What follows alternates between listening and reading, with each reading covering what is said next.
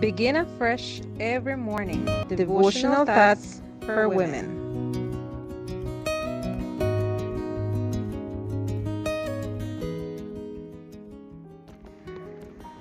Good morning, dear friends.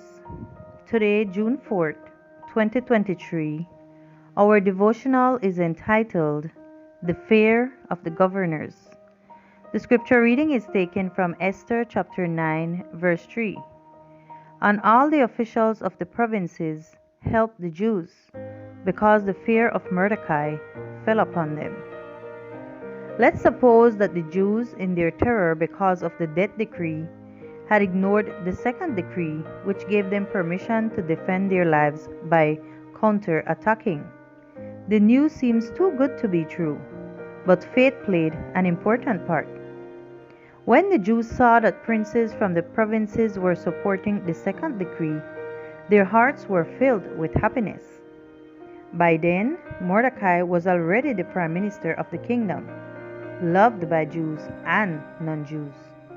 The fear that the Jews had felt before was now experienced by the governors of the 127 provinces.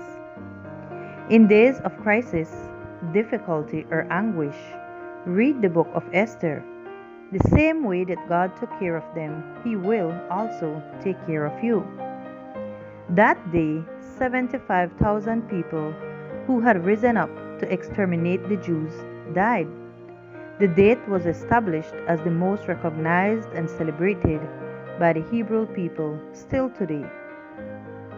It is the Feast of Purim as a reminder for future generations of how God freed His people in times of trial.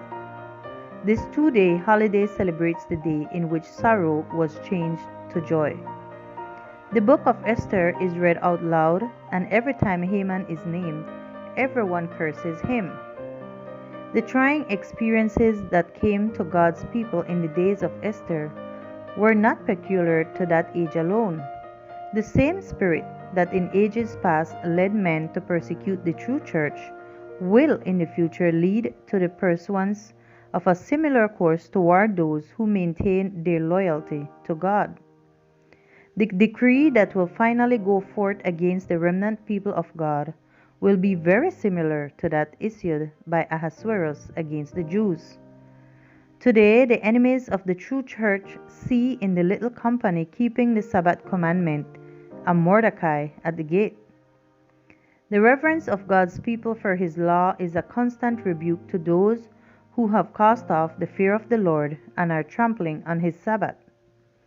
On this battlefield will be fought the last great conflict in the controversy between truth and error, and we are not left in doubt as to the issue.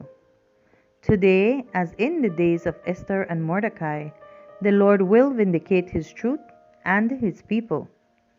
Trust in the promise of vindication and enjoy the taste of victory even before the battle.